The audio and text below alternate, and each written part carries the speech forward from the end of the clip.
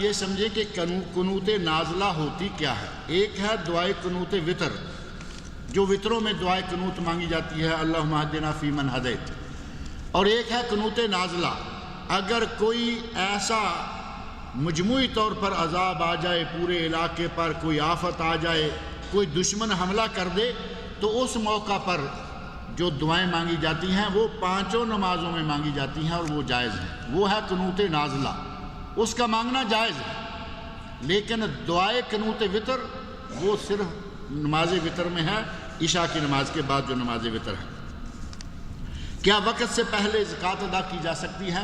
وقت سے پہلے زکوٰۃ فرض تو نہیں ہوتی، لیکن کوئی اگر ایڈوانس ادا کر دیتا ہے تو وہ ظاہر ہے کہ ادا ہو جائے گی، جب وقت آئے گا وہ وہاں شمار کر دی جائے گی۔ ایڈوانس فرض نہیں ہوتی، ادا کر دے گا تو ادا ہو جائے گی۔ لیکن کبھی ایسا بھی ہوتا ہے کہ وقت سے بہت پہلے زکوٰۃ ادا کر دی، زکوٰۃ کا وقت آنے تک اس آدمی کے پاس وہ پیسہ نہیں رہا، تو پھر کیا کرے گا؟ ہمارے بعض لوگ کبھی کبھی یہ سوال پوچھتے ہیں، جی ہمارے ایک آدمی کے لیے کچھ مسئلہ بنا ہوا ہے، اس کا تعاون کرنے کے لیے ہم اگر ایڈوانس زکوٰۃ نکال کر اس کو دے دیں۔ اتنا باریکی میں جا کے ہم سوچتے ہیں کہ ہمیں کہیں اپنے بھائی کا تعاون مال حلال، مال خاص، اپنے مال سے نہ، اللہ کے کھاتے میں زکوٰۃ میں نکال کر اس میں ڈال دو، ایڈوانس بھی نکال دو، لیکن نکالو زکوٰۃ۔ میرے بھائی زکوٰۃ کے علاوہ بھی آپ کے مال میں اللہ کے بندوں کا حق ہے۔ زکوٰۃ تو فرض ہے، خیرات کیا چیز ہے؟ اب نام تو سن، یہ لفظ تو بڑا معروف ہے نا، خیرات، صدقات، یہ کیا ہیں؟ اگر سال میں صرف 2.5% ہی دینا ہے تو ان 2-3 ناموں کو، ان 2-3 لفظوں کو کہاں رکھیں گے؟ اپنے مال کی زکوٰۃ ادا کیجئے اور جہاں جہاں ضرورت پڑے صدقہ خیرات بھی کیجئے، ہر مرتبہ صرف اللہ کے حق میں سے کاٹ کر ہی نہ دیتے رہیے۔ شوال کے روزوں کی کوئی ترتیب ہے؟ اگر جمعرات کو رکھا، جمعہ ہفتہ، شوال کے 6 روزے ہیں۔ من صام رمضان ثم اتبعہ 6 من شوال کان کصیام الدہر، نبی صلی اللہ علیہ وسلم نے فرمایا کہ جس نے رمضان کے روزے رکھے اور رمضان کے بعد 6 روزے شوال کے رکھ لیے، وہ ایسے ہی ہے جیسا کہ وہ ہمیشہ کا روزے دار ہے۔ 30 روزے رمضان کے، اور الحسنہ بعشر امثالہا، نیکی کا ثواب 10 گنا، 30 کو 10 میں ضرب دیں 300، اور 6 روزے رکھیں گے، 6 کو 10 میں ضرب دیں 60، اسلامی سال کے 360 ہی دن ہوتے ہیں۔ اگر کوئی ہر سال ایسے کرتا ہے تو وہ ایسا ہو جاتا ہے کہ جیسے آدمی ہمیشہ کا روزے دار، ہمیشہ روزہ رکھے ہوئے۔ لیکن یہ 6 روزے شوال کے مہینے میں کب ہیں؟ نبی صلی اللہ علیہ وسلم نے یہ مقرر نہیں فرمایا، شروع میں رکھ لیں، آخر میں رکھ لیں، درمیان میں رکھ لیں، 1-1 کر کے رکھ لیں، 2-2 کر کے رکھ لیں، جمعرات پیر کے رکھ لیں، 13، 14، 15 کے رکھ لیں، یہ سارے ہی دن سنت ہیں۔ اور اگر کوئی فرض روزہ چھوٹ جاتا ہے، ایک ہی روزہ ہے، وہ جمعہ کے دن بھی رکھنا چاہے تو رکھ سکتا ہے،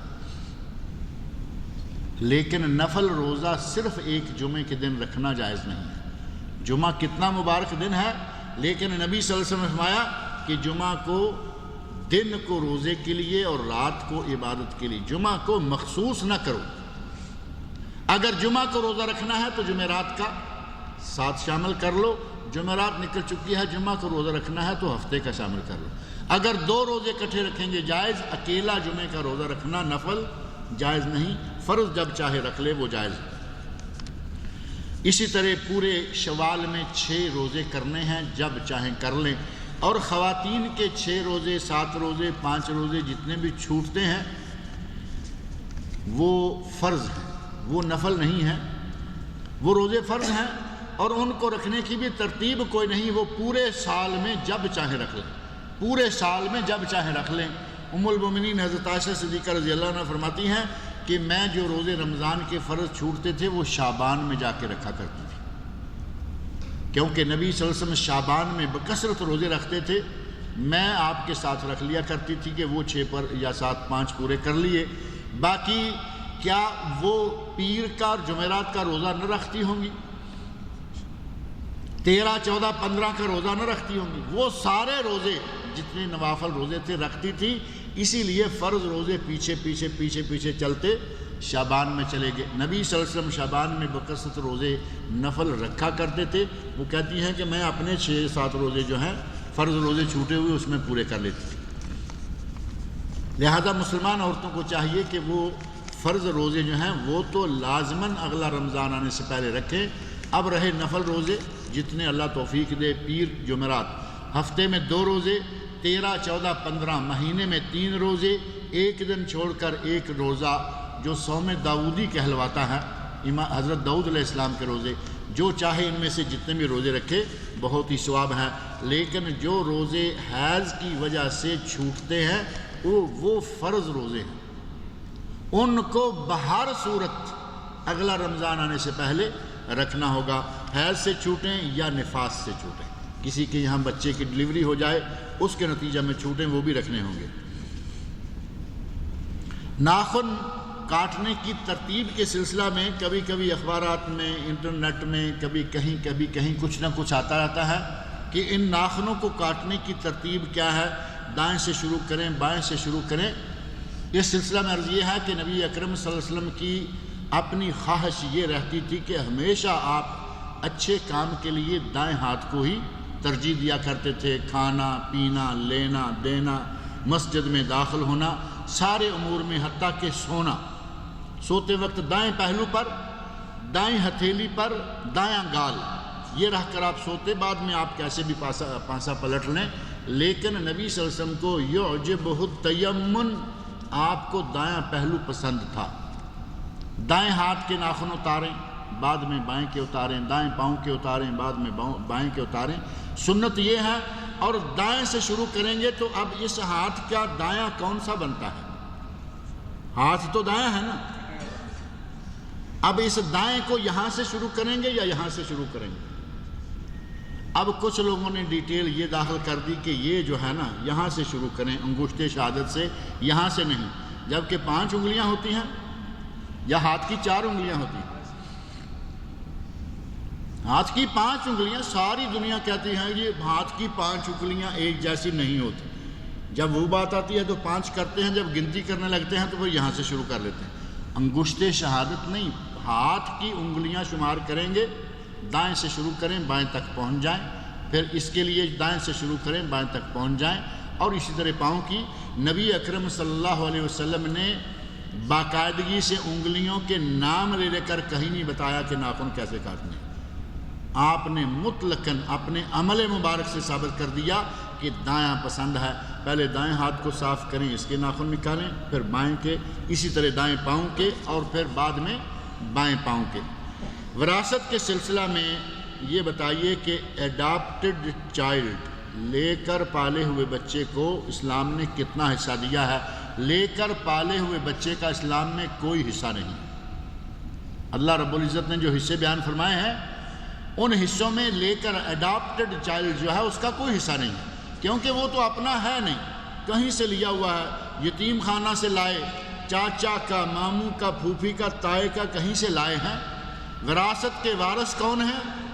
بیوی، بلکہ اس سے پہلے ماں باپ وارث ہیں، بیوی وارث ہے، شوہر وارث ہے، بیٹے وارث ہیں، بیٹیاں وارث ہیں، ان کے علاوہ کوئی وارث نہیں۔ جب یہ نہ ہوں گے تو پھر آہستہ آہستہ وارثوں میں جائے گا۔ ان میں ایڈاپٹڈ بچے کا کوئی ذکر نہیں آتا، سوائے اس کے کہ اگر کوئی اپنے اس طرح کے ایڈاپٹڈ بچے کے بارے میں وصیت کر دیتا ہے کہ بھائی میرے اس بچے کو میرے مال میں سے اتنا دے دینا، اور وصیت کتنی کر سکتا ہے؟ 1/3۔ نبی صلی اللہ علیہ وسلم نے صحابی سے کہا وَالثُّلُثُ کثیر، 1/3 تک وصیت کر سکتے ہو، اور یہ بھی بہت زیادہ ہے۔ حضرت ابو موسیٰ اشعری رضی اللہ عنہ کہتے ہیں کہ 1/3 سے بھی کم میں وصیت کرنی چاہیے، کیونکہ نبی صلی اللہ علیہ وسلم نے ثلث کو 1/3 کو کثیر قرار دیا، یعنی کثیر سے بھی کم رکھیں، 1/3 1/3 سے کم وصیت کر لیں۔ اس بچے کو اگر کوئی اپنے 1/3 جائیداد میں سے دے جاتا ہے تو جائز، باقی اس کا وراثت کے مسائل میں کوئی حصہ نہیں، کوئی اس کا تعلق نہیں ہے، صرف وصیت، اور وہ بھی 1/3، اس سے زیادہ نہیں۔ اگر جنت کو کسی آنکھ نے نہیں دیکھا تو کیا یہ ایسا ہے کہ آپ کے علاوہ کسی آنکھ نے نہیں دیکھا یا پھر کیا ہے؟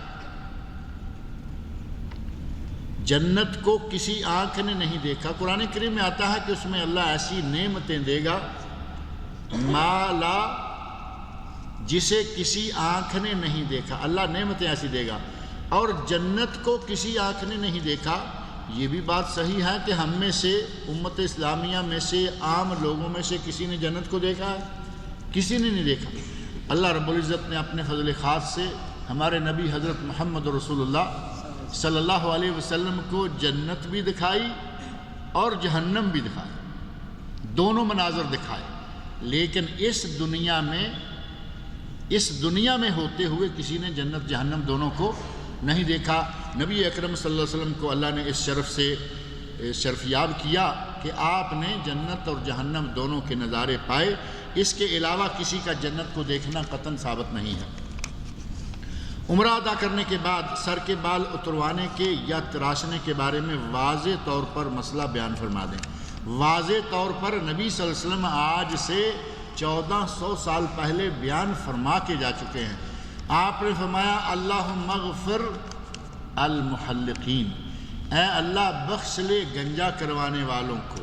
پھر فرمایا اللہم اغفر المحلقین، اللہم اغفر المحلقین، اے اللہ سارے بال نکالنے والے یا گنجا کروانے والے کی مغفرت فرما دے۔